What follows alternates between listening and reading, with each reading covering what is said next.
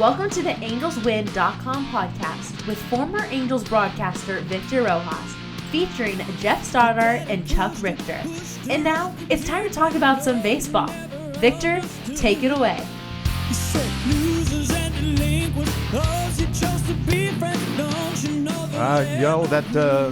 That music is fantastic, and the sounds of my daughter in my ear is even better. That's Mattingly Rojas with the intro. This is the AngelsWin podcast.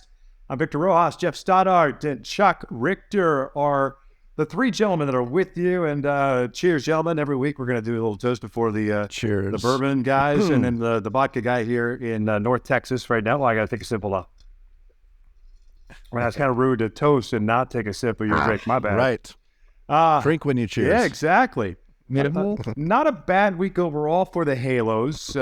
We'd like to say thank you to everyone who had a chance to take in our first episode. The feedback has been tremendous. We really appreciate all the kind comments and words. And if you didn't have kind comments and words, shove it, because we're not really listening to you. But it was a great first episode. We had a lot of fun doing it. And that's the whole point of the show. Like we come on the air and it's like for us as we're recording, it's like, listen, this is what we're going to talk about. If we get to the topics, great. If we don't, it's because the discussion on something else took us in a different direction. And that's kind of how we like to do things on the AngelsWin podcast. We're on all of the podcast channels, the main ones anyways, at iTunes podcast, Spotify, iHeart, and Amazon. If there's an avenue in which you'd like to listen to us on that we're not on currently, please let us know, and Chuck will do his best to complain about having to sign up for yet another service. That's not a problem whatsoever. He will absolutely do it. The guys look fantastic because they upped up their cameras. They got 4K cameras now. I don't know if that's a good thing, but gentlemen, it's great to see you in all your clarity now. I'm several $100s into this setup now, so we need to keep going. All right, we need to knock it out of the park now, right? Yeah. Yep. Don't mess it up. That's the biggest key. This week, we're going to talk about, obviously, every week we're going to go look back in time as to what the Angels did the previous week, and we'll eventually talk about what's coming up for them on their next series, if you will, for the next following week. Logan O'Hoppe, the awful news that we heard on this Sunday as far as the torn labrum, but we will touch on that in just a moment. The Big A turned 57 this week, and so each of us are going to share a little bit of a story, if you will, or an anecdote of the Big A that obviously we've all spent a lot of time at that ballpark, and it means a lot to us. So we will touch on that. The mailbag, of course, is up at the end of the show. That's where we answer all of your questions, or at least try to touch bases on your questions. So that is the housekeeping part of things. Geoff, how was your week? Have you gotten off the high of the first episode success? Great first week. I'm still on the high of the first episode and the feedback that we've gotten. Again, just thanks to everyone for weighing in. Really good feedback, good comments, good suggestions. A lot of good stuff coming in on the mailbag. So yeah, I'm still riding that high. Especially all the countries that we've seen that we've listened in on our podcast. That's pretty darn cool. It is very cool. When you sent that out yesterday, I think it was, you posted on Twitter, it was just amazing to kind of see, who's listening to, and it could be an Angel fan. It could be somebody that's just scrolling through podcasts and sees this for the first time. The cool artwork that we have for the AngelsWin podcast looks fantastic. And maybe that's a trigger to get somebody to listen to it. But whatever it is, we definitely love the fact that you're listening, or you have listened and you continue to listen. We, of course, would love to have the ratings and reviews, all positive and the like, but we really don't care. We're going to continue to do the podcast no matter what. But it's always nice to have some sort of affirmation in this process. So let's get right down to it. Busy show today, and we'll look back at what happened last week for the Angels. It started with Patriots Day victory on Monday morning, if you will, in Boston. Really early Monday morning after the rain delay in Southern California. It was a victory. They went off to New York. They lost 2 of 3 against the Yankees. Saw some glimpses of good things, some bad things with Patrick Sandoval. That 5-run first inning, not so good. And it's 2 starts in a row for him that have been a little spotty. And then they return home to start a homestand against the Kansas City Royals that I think we were all hoping they would have swept the Royals. It did not happen. Should have happened had it not been for the the blow up in the 9th inning on Saturday night. But overall, for me, it's just a little bit of a mixed bag, right? I think there's still some issues that need to be worked out. The O'Hoppe injury is, I don't want to say catastrophic, but it is a big blow to not only to Logan in his first year in the big leagues, but also to the Angels, considering where they're at with Max Stassi. But we'll touch on that specifically in a moment. But overall, gentlemen, for me, the situational hitting needs to still kind of get a little bit better. You're seeing little glimpses of some positive things. It's just you want to see it kind of strung together, right? So you hope that you take this 2 out of 3 against Kansas City, it rolls into 3 of 4 or 4 of 4 against the Oakland Athletics, and then that gets you that momentum we were talking about at the end of April that rolls into May, Geoff. Yeah, the situational hitting is bad. I mean, the one game that I highlighted as I was going through putting my notes together was Game 2 against the Yankees. Angels lost 3-2 in that game. Griffin Canning pitched a really strong game. Went 5 1/3 innings, just gave up 2 earned runs, 4 Ks. As I was tweeting for AngelsWin that night watching the game, I said, I'll take this outing from Griffin every single time. Just a strong outing. But the bats were horrible. They were 1 for 15 with runners in scoring position. They left 11 runners on base. You can't do that, especially when you have one of your starters who's just come back, giving you that kind of an outing. So I don't know, Chuck, what were some of the games that you pulled out for your notes? Yeah, and that was one of those games where, again, I felt like, again, to your point, we should have won, but you're going up against a guy that's not one of their best starting pitchers either, right? Knowing that the next day we're facing Nestor, right? Their best pitcher on their staff, and so yeah, I think that is we should have won that game. Runners in scoring position and coming through in those situations has just been putrid this year, and we've been just bitching about this every year. It's like the situational hitting is just bonkers bad, and I just can't wrap my mind around it. And then getting back to last night's game, the bullpen just blew up. We should have won. That's another game we should have won. To Victor's point, we should have swept the Royals, but yeah, there's certainly games that you circle on the calendar going, when you get to the season, if you're, 2 or 3 games back, which one did we give away? I feel like last night's and again, that Game 2 in New York may fall into that bucket. But we did get 2 dominating. I mean, well, not Ohtani looked like he could have been dominant in that game against the Red Sox, but man, that game on Friday. And I don't know, I think we're going to talk about Ohtani later. He always comes up in every one of our segments, but what an electric outing. When in doubt, always go to Ohtani. If you're lacking a conversation piece, oh, by the way, Shohei Ohtani put on his uniform today, and that just should be a topic unto itself. But on the situational hitting, Chuck, you hit the nail right on the head, because it has been one of those things for years that if they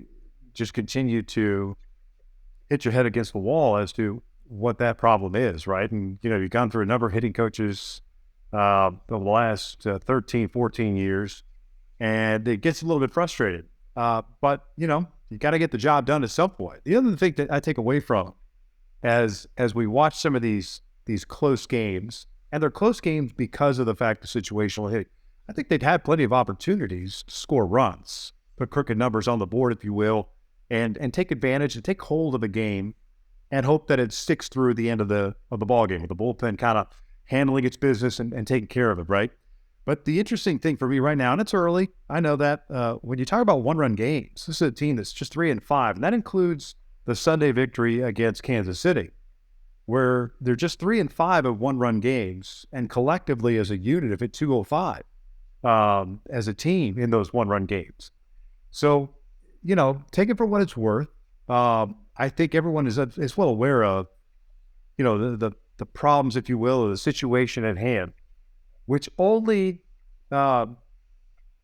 gets a little bit worse with Logan O'Hoppe, now out of the lineup for the rest of the year. And if you haven't heard, Logan in Monday's game against the Boston Red Sox, last Monday's game against the Red Sox, had a swing in which he kind of fell and he kind of crumbled down, and the left shoulder was an issue. Apparently he was fine enough to play.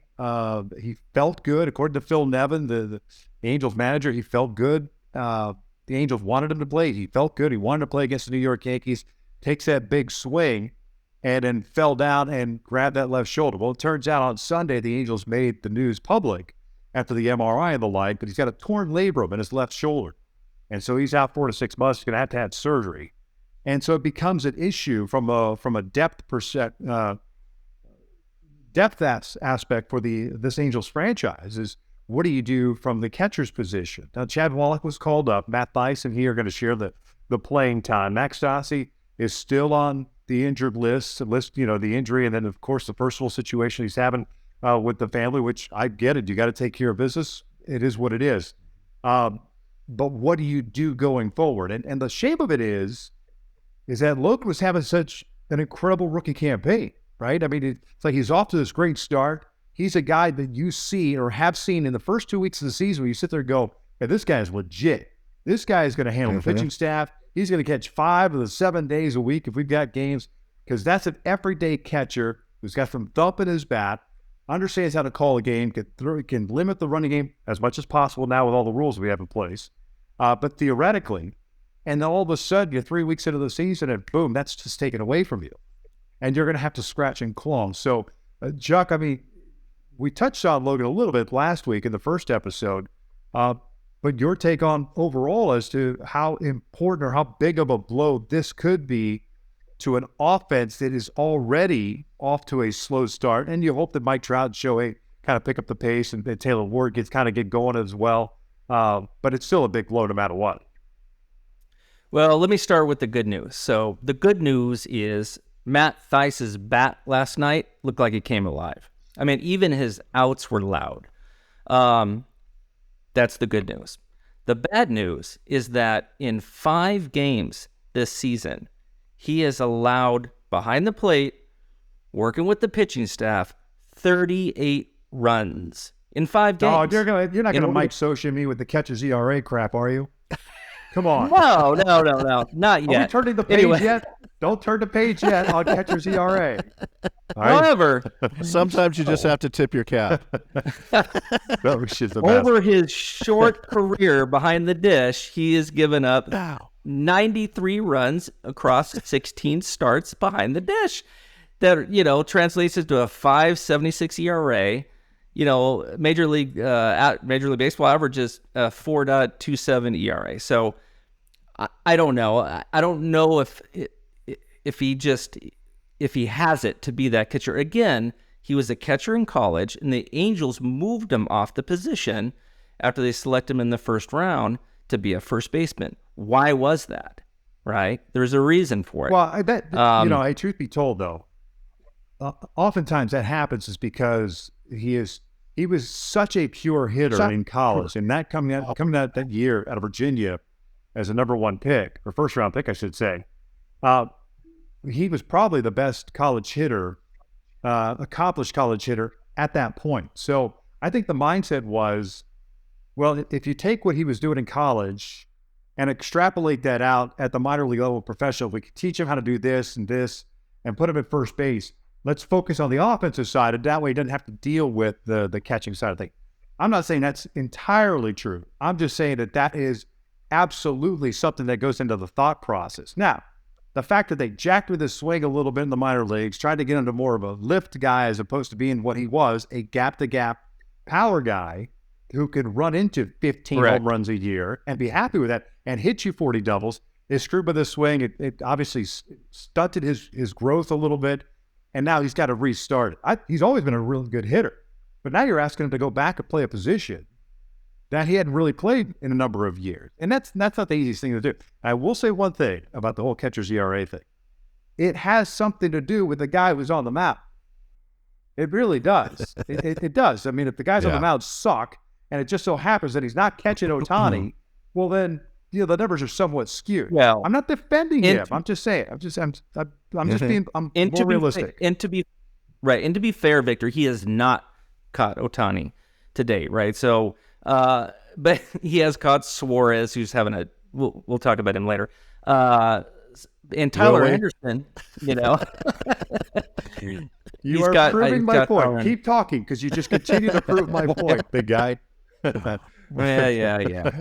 Anyway. I mean, these guys, our starting pitching staff came into this season and everybody was talking them up, even the pundits, right? I mean, you look at them on paper and everybody, including Suarez, had an ERA under 4 last year, right? I mean, and I'll tell you this right now, and I don't know if we'll get into this later, but the starting pitching has been way more of a disappointment than the bullpen. Yeah. And I got the numbers to prove it if we got time later. Yeah. So I don't disagree with you. What is your take, Geoff? Yeah, Geoff, on Logan. Right. Well, I think the quick answer to your question, Victor, was yes, Chuck was doing catcher ERA for you. He was going to go down that road. I think the thing that hit me the most with it is it did a lot of fans just, as I do the AngelsWin Twitter during games, and there's a lot of back and forth and dialogue. People were really gutted by that. It was emotional watching him come off the field and being emotional, right? Somebody that has been this spark plug for the team this year. We talked last week about having those, just those hustle guys that just scrappy, get it done and win over a fan base. And he was that guy for us so far this year. And watching him come off the field so emotional, I think really hit with a lot of fans too. And then couple that with the performance of the team, where they were losing games that they shouldn't have. I just felt this dip in enthusiasm over the last week. Yeah. I know there was some. Yeah, there's no doubt. I know there's some conversation too about whether or not the Angels would consider calling up a 20-year-old that's at Double-A, Edgar Quero, MVP of the Cal League last year, putting up great numbers at Double-A this year. He essentially has one full season under his belt in Inland Empire last year. And I've kind of thought about it, and I was thinking back. Well, when was the last time a young catcher, that stood out to me anyways, that got to the big leagues at an early age? I was thinking about Pudge, right? Pudge Rodriguez with the Texas Rangers got to the big leagues. He was a 19-year-old rookie. That being said, being from Puerto Rico, he at the time, his first professional season, he was at 17 years of age. So he got 2 full minor league seasons before he played 80-some games with the Rangers. And I think he was 4th or 5th in Rookie of the Year that year for Texas. And obviously, Hall of Fame player, just a great player all around. Now, I don't think I necessarily have a problem with Quero coming up and making his major league debut and maybe trying to contribute. And I only say that from the standpoint of, it's nice to have a veteran guy that you could rely on, and maybe Perry's out there trying to seek a backup off somebody's bench. What did I hear? Somebody was joking that Drew Butera is the bullpen coach. Maybe they should sign him to kind of play some backup catcher role. But but if you have somebody in house that has the potential to be very good, and Quero is switch-hitting catcher, 20 years old, left Cuba, went to the Dominican Republic, played the national team as a 15U player, established residency here, signs as a free agent in 21. Look, I'm somewhat partial to Cuban players because my dad and mom are from Cuba, and I understand what it takes to leave that country, especially in today's world, to leave a communist country and try to, seek a better life for yourselves. So that, for me, that resolve, you can't teach that. You either have it or you don't. And so I don't know that he would be overwhelmed at the major league level. I still think he needs a few more at-bats. Maybe if we get into mid-May or end of May, and he continues to put up the numbers that he's doing, abso-freaking-lutely bring him up. Because then at least you have an idea of what you have. You've given him a season plus 2 months, And then, hey, we've seen Perry not being afraid to, if guys are ready, if he feels he's ready and he's got nothing left to prove, let's say at AAA versus AA, bring him up. Mm-hmm. Yeah, and on Edgar Cuero, I will say this. We actually interviewed him last summer, and he came across as a straight shooter, a guy that wanted to win, and a hard worker. He was 19 years old. In his whole, he was interviewed during, the 66ers playoff run, and he was speaking into existence that they're going to win, the low A championship. And the guy comes across just as, again, just a guy that's beyond his years, right? As a 19-year-old, now he's 20. And to your point, Victor, if we're, we got Chad Wallach and Matt Theis. I mean, it's something to think about at least, because the guy's got a great bat, great on-base percentage. He's got a great idea at the plate. He's got pop. He can even steal a base. So, I mean, something to think about. Yeah. And, throughout the season, teams always bring up minor leaguers for a cup of coffee. They come up, they play a week or two, send them back down, just so that they get that first taste of it. I think if they handle it with that in mind, right, they're not bringing him up or positioning it with him of, you're coming up to be the savior. You're coming up to fix this thing because we're in dire straits right now. Come up, we're gonna test you out. We're gonna see how you're doing. Get through it. You'll go back down in a week to 10 days, and you've had a taste of it now. That's something teams do all the time. If we do it that way, and upshot is if he comes up here and just crushes it, you keep him around and you just keep rolling with him. Yep. Yeah, and I will say that with Neto, you're not going to see the Angels send him down. No. He's no. Yeah. For what? So you have a black hole at shortstop again? I mean, there's absolutely no reason. Right. There's a reason why you took him in the first round last year, because you saw the window of opportunity of, hey, going down the road, this is when I expect him to be. It's a timeline when I get him to the big leagues. Now, as far as Edgar's concerned, look, and I should have qualified everything by saying, I haven't watched enough of him playing to make a full determination from a defensive standpoint, right? Pitch calling and the like. But just overall, like from being overwhelmed or thinking that he might be overwhelmed, for me, I think he's absolutely a guy that you have to think about if he continues to progress the way he is.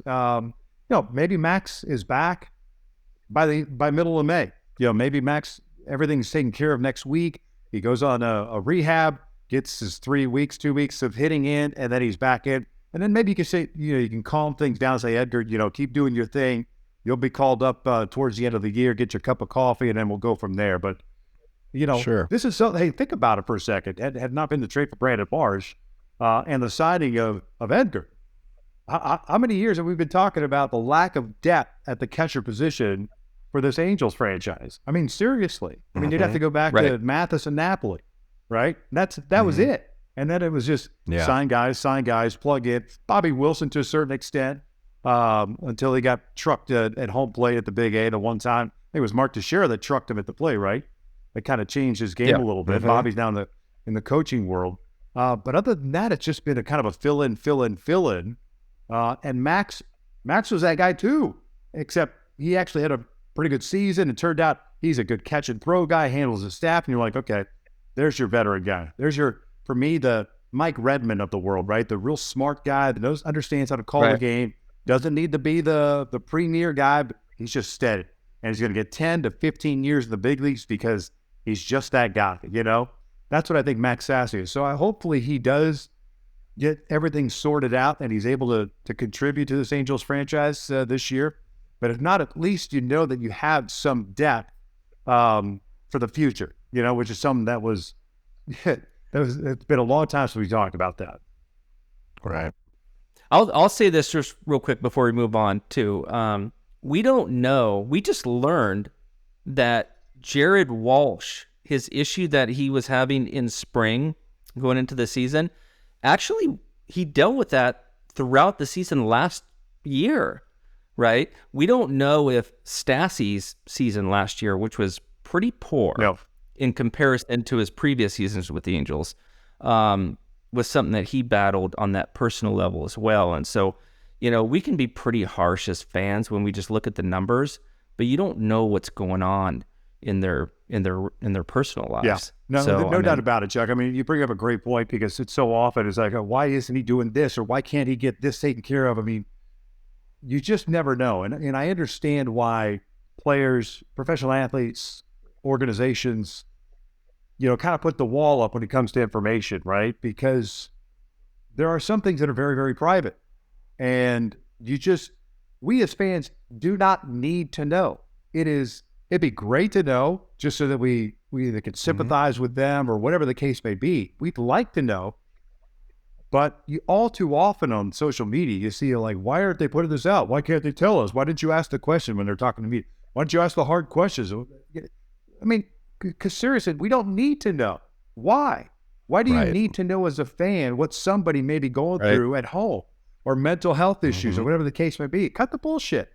You don't need to know that stuff. That's none of your business. I mean, the people that want to know are the ones that want to try to, lay some bets down, or try to, wager this or wager so they have the inside information, if you will.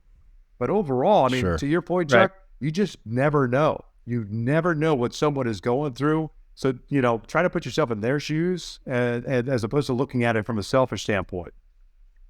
Right. It's all about perspective. No doubt about it. All right, we're shifting gears. Indeed. And let's touch on the birthday that the Big A had this past week, 57th. AngelsWin.com posted something on Twitter about it, and I told Geoff, I said, hey, I think it'd be kind of cool to have that as one of our segments, since we are, deep down all Angels fans. And Geoff, I'll let you lead off as far as kind of a reminiscing, if you will, about Angels Stadium. It's one of the oldest and it's scary. It's one of the oldest ballparks in baseball. It's crazy. It really is. Yeah. It is, and it doesn't get that. It doesn't have that panache that some of the other ones get. The older stadiums, right? Yeah. And I don't even think a lot of people realize outside of Southern California that it is that old. There's been, 3 different configurations of it. There was the original configuration of the ballpark, where it was completely opened in the outfield, and the Big A set, kind of in left center field there, and was the scoreboard. The Big A was the scoreboard for the Angels for a long time. Then the Rams moved to Anaheim. They enclosed the whole stadium and ruined it. It was horrible for a long time. And then, that went on through the 80s and partway through the 90s, and then Disney came in and bought the team. And as part of, their ownership, they knocked down a lot of, that kind of bowl-shaped setup configuration that they had, and they turned it into what we have today. And there's been tweaks and updates, over the years, but the configuration that we have now, Chuck, I think it's been in place, mid-90s, I think, is when it went that direction. My memories, I was very fortunate growing up. My father had season tickets to the Angels throughout the 80s and 90s, so I got to go see a lot of games there. And I enjoyed a ton of games with about 4,000 of my closest friends, because that was about all they were drawing for a good period of time there. I mean, you would, and when it was in that bowl-shaped configuration, the crack of the bat, I mean, you could just hear it echoing all over the place. But I think the memory that I wanted to bring up that really stuck with me was that All-Star game. And Bo Jackson hitting that leadoff home run to dead center field, like halfway up on the batter's eye tarp that was laying over the seats up there. Such a great, I mean, I remember him hitting that and just watching that thing fly and going, this is maybe the farthest home run that I've ever seen hit there. Have had a whole bunch of other great memories at that ballpark. I was at Game 6 in 2002. Was really close to the home run that Spezio hit. So, nice. That's near and dear to my heart. And then also in 1982, my high school won the CIF state championship playing in the Big A. And that was kind of a cool thing, too. But Chuck, what about you? What are your memories? Oh gosh, there's so many. I would say I've never seen a no-hitter in person, but I did get to see one growing up, and it was the Mark Langston Mike Witt, and I was there with one of my best friends, and I was actually kind of trying to turn him into an Angels fan and convert him, because he was kind of like leaning to the Dodgers, and after that he was an Angels diehard. But that was a special game. And then I go back when I was younger, and one of my favorite non-Angels players was Ricky Henderson. And I was right behind the Oakland A's dugout for a doubleheader, and he stole 6 bases across 2 games, and it was off and on rain. And, I don't even remember if the Angels won, but I got to see Ricky Henderson. So cool. I mean, that's another memory. I've seen Wally Joyner just crush it. I've seen some of the best. Wally Joyner was a favorite of mine. Devon White, seeing him go over the wall and take many back. Chili Davis was probably my favorite player in the the 90s, the low 90s area. Just in seeing all the guys, because I'm big on the minor leagues, that, Geoff, and seeing after reading Baseball America magazines as a kid, and then seeing Tim Salmon and Garrett Anderson, Edmonds, and Damian Easley, and all these guys come up and do well, that was awesome. Oh, great stories. I mean, you guys, I knew we were going to have fun talking about the Big A's 57th birthday. I don't know that I have any one particular story. It's just a number of them, to be perfectly honest with you. It's just so many memories at that ballpark. My old man joined that franchise in '82, which was a heartbreaker. I didn't see any games at the Big A that year, but obviously it was in Milwaukee when they lost the 3 in a row to the Brewers in the playoffs after taking the 2 games without lead, which I think at that time was the first time that had ever happened. 86, of course, the whole Donnie Moore thing. 88 was the first true memory of, for me anyways, of being at Angel Stadium, is that, Gene Mauch, I was in college, Gene Mauch retired in spring training, my dad got named the manager. And as a matter of fact, that's his jersey above me is the number 2. That was cool, spending the summer with him out there. That was really my first memory of Angel Stadium. And going to the ballpark with him every day, and we'd drive, and he'd just look over and point to the stadium and goes, what do you think of my office? And he was just like this gleam in his eye. He's so proud of the fact that he finally got this opportunity to manage, albeit under some weird circumstances with Gene just retiring in spring training. But he absolutely loved what he was doing. And it was so cool. Then, of course, any number of memories. Gosh, even that summer, to be perfectly honest with you, and I'll stop there. So I would go to the ballpark every day with him, and there were no tunnels underneath. There was a tunnel in right field where the bullpens used to be, right? Right center field, left center field, and in the right field bullpen area, that's where the big tunnel was at. The hitting tunnel had a big old iron mic machine there that you could get a little clicker at the home plate area. You could turn it on, turn it off, and so I would just go out there and hit. And I remember the Yankees were in town, and I was trying to teach myself how to hit left-handed. So I would just fill the iron mic up, turn it on, and then I would just hit. I mean, I just literally spent an hour, 2 hours just out there hitting by myself. And I was trying to learn how to hit left-handed. And I remember I was picking up the balls one time, and I see 2 Yankee guys coming towards the outfield to hit. I fill up the machine, and I wasn't going to wait for them to get there. I turned the freaking thing back on because I want to keep hitting. So I keep hitting. 2 dudes sit down on the bench right outside the tunnel there. And I keep hitting. I turn it off. I finish. They jump in. Well, it's Mike Pagliarulo and Don Mattingly. And Pags jumps in, and he starts in. And I sit down next to Don Mattingly. Like, I was never awed by players. I grew up in the clubhouse. But I always liked and really loved watching Don Mattingly play. He was so smooth. He just made it look so easy, especially when he hit. And I had my dad's the Navy BP top on with the number 2 on the back. And he says, "Are you cooking, son?" I said, "I am." I said, "I'm Victor." He goes, "How old are you?" 18, 19, whatever I was at the time. And I said, "I'm in college." And he said to me, so are you a natural left-handed hitter? I said, no, I'm actually learning, trying to teach myself how to hit left-handed. He goes, you got a pretty sweet swing.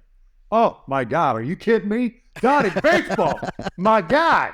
You are my guy from that point forward. I mean, I named my daughter Mattingly because of that guy. But that was the moment, like, cemented it for me. Number 23, you'll be my dude forever. So that's just, there's so many great memories. Goodness gracious, even non-baseball for me when I worked for the Anaheim Piranhas, the arena football team. Our offices were where the Angels offices are in that right field corner. That was the Orange County Hall of Fame was on, like, I think the first floor, and then the Piranhas were up on the second floor, and of course they played at will forever be known as the Pond for me. So, but yeah, any number of things from being at that ballpark. I just love going there. Yeah. Honestly, Victor, it would take an entire 3 episodes. If we were to talk about our favorite stories, of our teams. But Geoff, you didn't get to mention your favorite non-Angels player. I mean, Victor mentioned Mattingly. I mentioned Ricky Henderson. How about yours? My favorite non-Angels player that you like watching. Wow, that's a good one. Holy smokes! While you're off thinking guard about there. that, Ricky Henderson to me was like how Ohtani is for many fans. Now, I just love that guy's game. I mean, he got on base, stole a base every time, could hit a home run, played good defense. I mean, yeah. I'm truly stumped. I am. I guess, one of my favorites was Mike Piazza. And as much as I mean, my 2 favorite teams are the Angels and whoever is playing the Dodgers. But when Mike went to New York to play for the Mets, I'm like, okay, now I can like this guy. Because in high school, my girlfriend at the time was a big Dodgers fan. And, she liked all those guys. And, I begrudgingly tried to follow him just so that, we could talk ball. But I just always liked Mike. I liked his story. I liked, a guy that was, drafted basically because his uncle was or godfather was the manager of the team. And he's probably one of my favorite non-Angels favorite players. That's a good one, Geoff. That's good. Here, I thought you would say that it was the 3 minutes that he spent as a Florida Marlin is the reason for why he became a Mike Piazza. People forget he was a Marlin for like half a second. It's crazy. All right, let's shift focus. The great stories, and I love them, but we got to keep moving here. We're going to shift focus to next week for the Angels Ball Club before we get to our mailbag. You got the Oakland A's coming to town to the Big A, 4 games beginning on Monday night, and then the boys go off to Milwaukee to play a pretty good Milwaukee Brewers team. Although you look at that National League schedule, how in God's name are the Pittsburgh Pirates and Milwaukee Brewers leading things off at the top of that division? But it'll be interesting. They better take care of business against Oakland. Oakland is just atrocious. And I know last week in episode 1 I said, the old adage of baseball is you win 60, you lose 60. Oakland might be the exception this year. Right. They only have 4 victories on the season so far. I had always heard the story that you told, but for me, I had always heard it at 50. Yeah. That whatever you do, you're going to win 50 or lose 50. But I think Oakland may have a tough time getting there as well. They've got to do between playing the Royals and playing the A's. They've got 7 games against the worst teams in MLB. Right, those 2 teams are the worst teams in Major League Baseball right now. You've got 7 in a row with them. You've got to win at least 5. Yeah. Now, they only took 2 of 3 from Oakland, so you got to go get 3 from against the Royals. So you got to go get 3 from Oakland. 4. Yeah, they're playing. Well, 4. if you get 5 out of 7, I guess is what I was trying to say. But yes, a 4-game sweep would be great, because when you go to Milwaukee, they're tough team right now, as Victor said. I mean, they're only a half game out of first place. I don't think anybody had that on their 2023 bingo card, but they're playing well, so you got to get it done now. Yeah, and the Angels are gonna face Corbin Burns on Saturday, so that's gonna be tough. And Wade Miley's not a bad arm either. So and I think they're going against Ray on Sunday. But man, if they could sweep the A's and take 2 out of 3 from the Brewers, you're looking pretty good after this week. I'd like to see what's going to happen with Jose Suarez and Patrick Sandoval, right? As far as bounce back starts and trying to get things back on track for those two guys, because you need those two guys to kind of turn things around. Griffin's had one start. Griffin Canning's only had one start, and we'll see. It was a pretty good start actually. To be perfectly honest, in New York. Gave up the home run to Aaron Judge, and then kind of settled down. The biggest knock on Griffin for the most part of his career, aside from trying to stay healthy, is the fact that, and much like Patrick Sandoval, a lot of pitches early on, and you're basically done by the 5th inning, right? Because there's no quick outs with either guy. It's a lot of pitches, and I think Patrick seemed to have figured things out a little bit last year. I know everyone keeps talking about the chase rate over the last couple of starts for him, or even this year, nowhere near what it was last year. Well, that means you need to make an adjustment. I mean, that's normally how baseball works. You keep doing things that are successful to you until they make an adjustment. Once they make the adjustment, then you need to readjust. He's got great stuff. I love his moxie. And I'm talking about Patrick. And Griffin, hopefully he builds off that start against New York and it carries over. You get those guys in line and hopefully figure out what's going on with Tyler Anderson. Then you're like, all right, I like my chances for the pitching side. But like Chuck said early on in the show, it's been wholly inconsistent to start the year, and that's no bueno. Especially when you marry that with shoddy defense and the hiccups in the bullpen and situational hitting. That's why we're talking about yet again a 500 team right now. Right. So this week, that's what I'm kind of looking for. It's like, what does Jose do in game 1 against? So, I mean, you got a team in the Oakland Athletics, so you could just go out there and just pound the zone. Take your shots. Go. Let your defense do the work. Let's see. Move the game along. Let's go. Throw strikes. Let's go. Patrick Sandoval, same thing. Let's go. And then Shohei's going to do Shohei's things on Thursday. I think that's a day game, too. Good luck to Oakland in a day game against Shohei Ohtani. Say goodnight, Gracie. Seriously.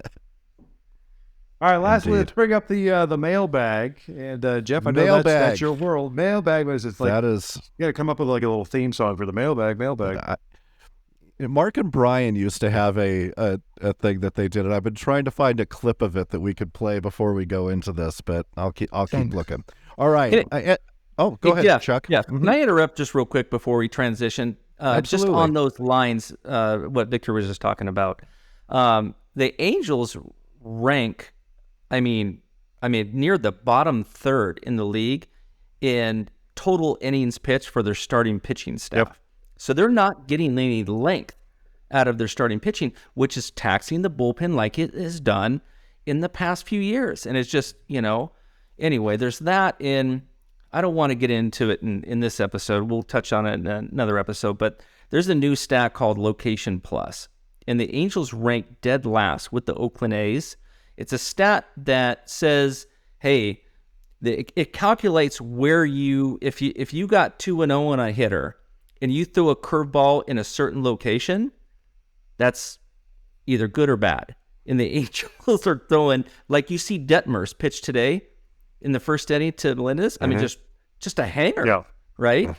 And so versus like 0-2 in the count, 2-0. Anyway, we'll touch on that stat. But there's a lot of, you look at the stats on the Angels starting pitching, and it's really bad. Really Chuck bad. Chuck loves him some stats. Yeah. Oh, man, anytime a new stat is introduced, Chuck's like, let me nerd out.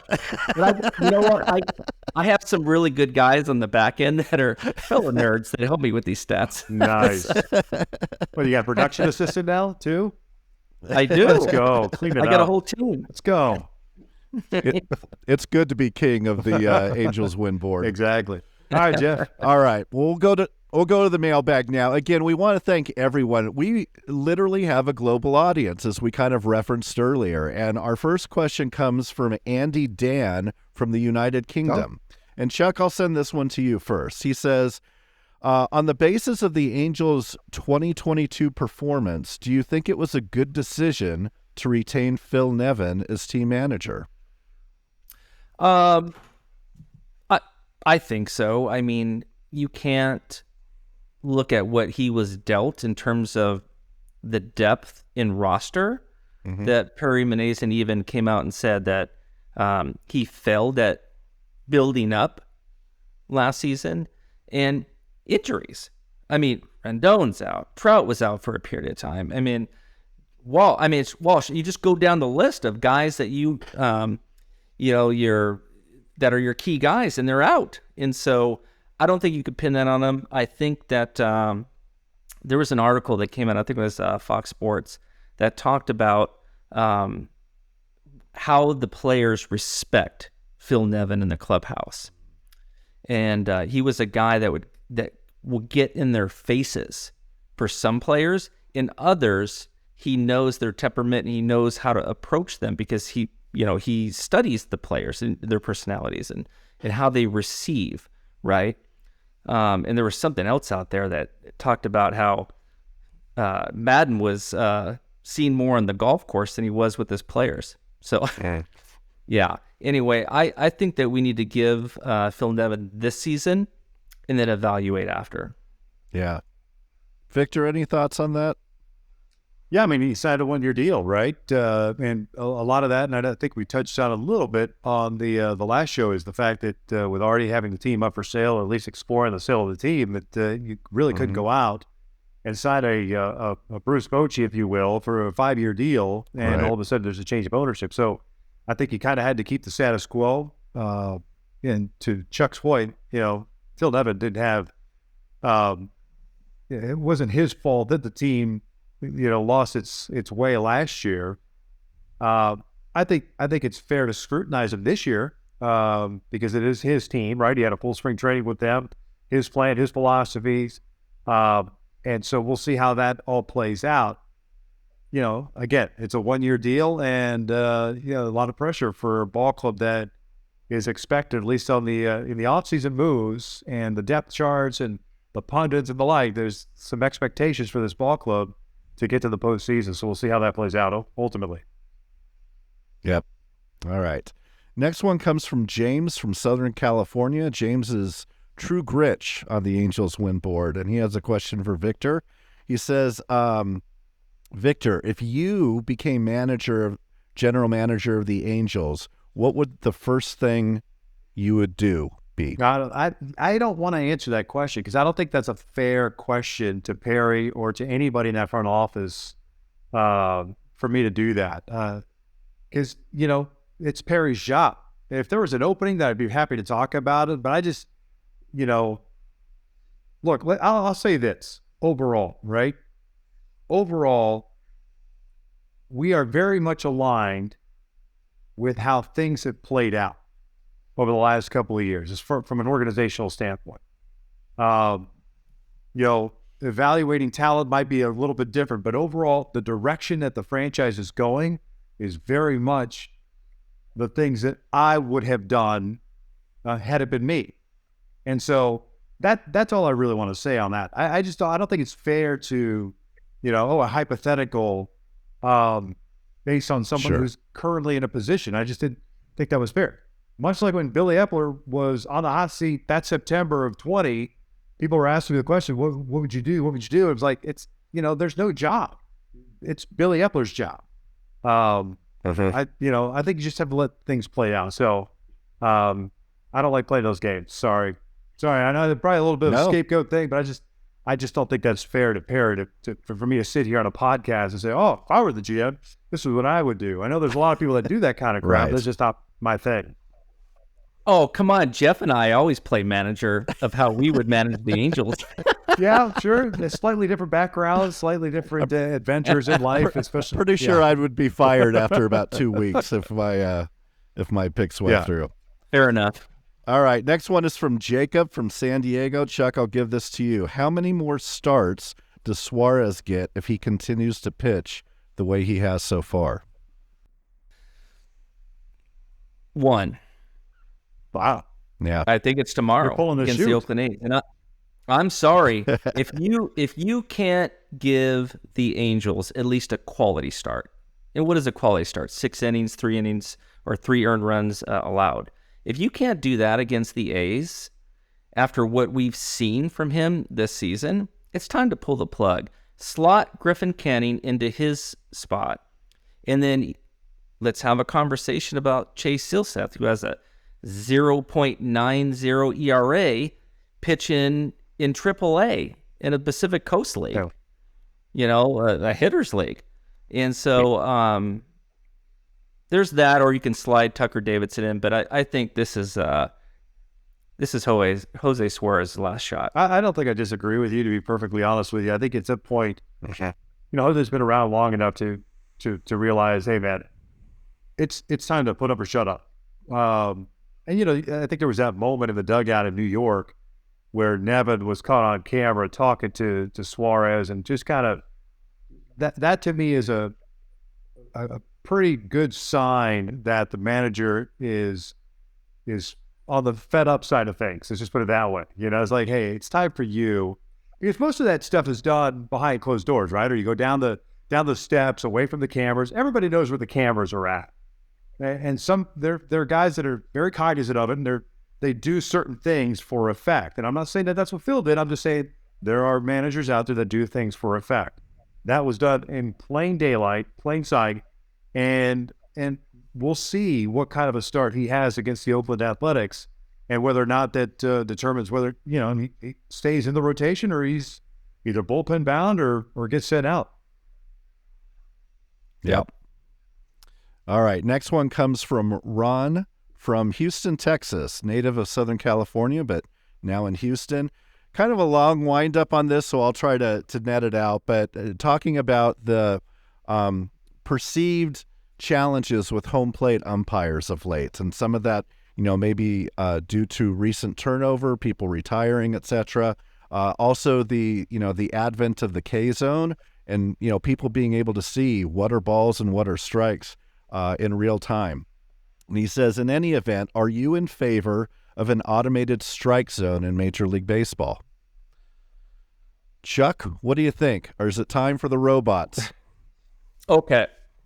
I would like to see how the robots are going to examine where the ball is placed, right? Because what I mean by that is, are they not going to count Ohtani's sweeper that literally crosses the plate and is like it's a slider. Stop a slider, the sweeper shit. Okay, it's a slider. It's a freaking slider. I don't know why we're trying to reinvent the wheel. It's a brand new pitch, Victor. It's like it was just invented. It's like a talent evaluator. No, it's a scout and a slider. Sorry, Chuck, I didn't mean to interrupt you. No problem. Next up, we'll talk about soft contact. No, anyway. So I want to see. The one thing about the umps, like a human ump, they're going to call that strike that is slightly outside of the K zone or the box, right? A strike if it goes across the strike zone. If we're looking at just data of where the ball lands, and if it lands just a fraction of a freaking inch outside of this box, is it going to be called a ball? And if it is, fuck the robot umps. There it is, our first F-bomb of the podcast. We were wondering when it was going to come. Chuck Richter gets the F-bomb hat. Yeah, well done, sir. I think you're talking about like the Cyclops machine at like Wimbledon or whatever. And that's proven to be fairly accurate, because when you go to the replays, you'll see where the ball is. I think you have to. I don't know that I'm in favor of it. I still like the human element of the game. Listen, I'm old school, but I'm not opposed to new things and changing things for the better. I'm not a big fan of a lot of the rules that have happened over the last couple of years, the changes. The robot umpire thing, I'm still kind of not quite there yet. But if you can use it in conjunction with the human element behind the plate, such as the Cyclops at tennis tournaments and stuff like that, I'm in favor of it. And I'm okay with that ball just barely touching that box on the outside part of the box and it being a strike. because it's just like anything else, right? If it hits that corner, that's what's called, painting the strike zone. It should be a strike. So I'd like a little combination of both. Anything to make their jobs easier, but I do like the human element still from an umpire's perspective.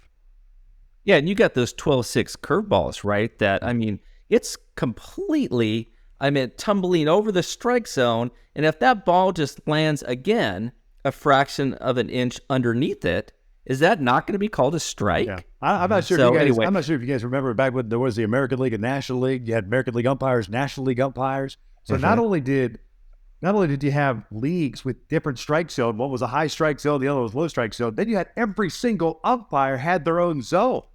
So that's when you really had to scout. Is like, all right, if I'm going to the mound that day, who's behind the plate? Oh my God, that guy runs counter to the way I pitch. So it's like, you got to change everything based on that. So if you think it's crazy now, just try doing it back in the 60s, 70s, and 80s when you had every individual man for themselves.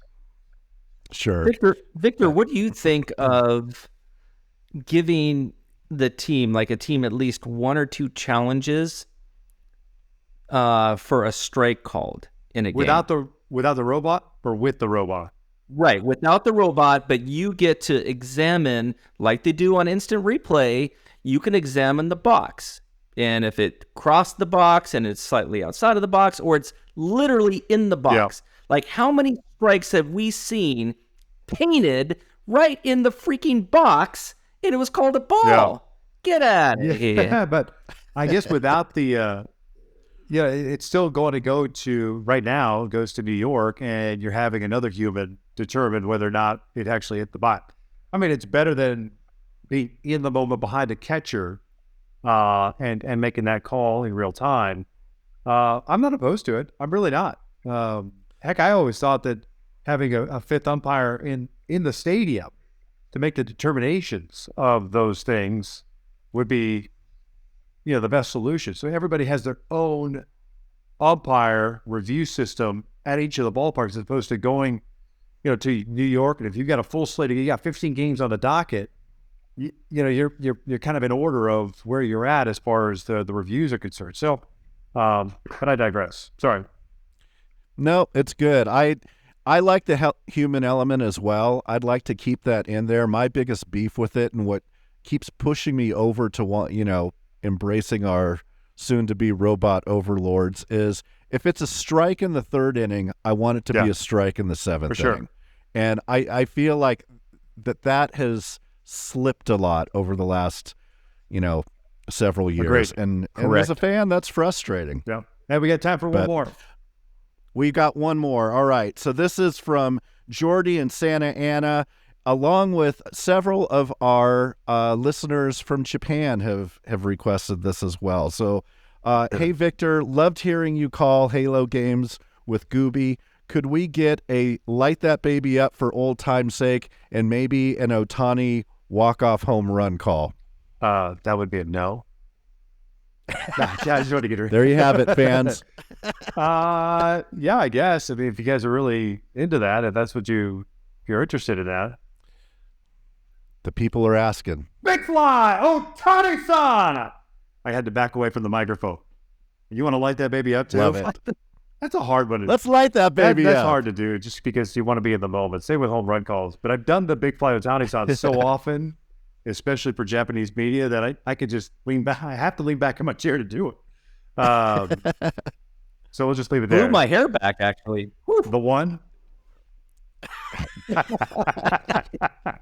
Sorry. Oh, shots are fired to close out the show. Oh, Chuck is going to live with that one all week until next Sunday.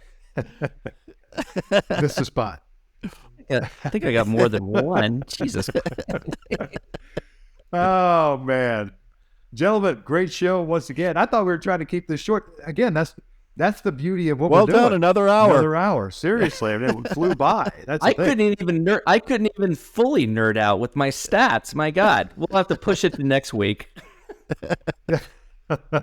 Your production assistants, for sure. You get all the news and all the stats handed You're to like, Chuck, you didn't use the one stat that we talked about. I'm like, oh, get out. That's a true Next production time. assistant, by the way. The one that complains about the stat that you didn't get in that they got you. Exactly. That's the way it should be. That's going to do it for us. For Chuck Richter and Geoff Stoddart, I'm Victor Rojas. We thank you for listening and hopefully watching the Angels Win podcast. You can find us on iTunes, Amazon, Spotify, and iHeart. And again, if you have any recommendations as to where else we should be at, please let us know. And it was a great conversation today, boys. And we look forward to doing it again. Hopefully the Angels take care of business against the Oakland Athletics and the Milwaukee Brewers in the upcoming week. Gentlemen, until next time. Until next Sunday. Cheers. Cheers. Cheers. Thank you for listening to the AngelsWin.com podcast with Victor Rojas, Chuck Richter, and Geoff Stoddart. Go Halos and drive home safely. Say goodbye.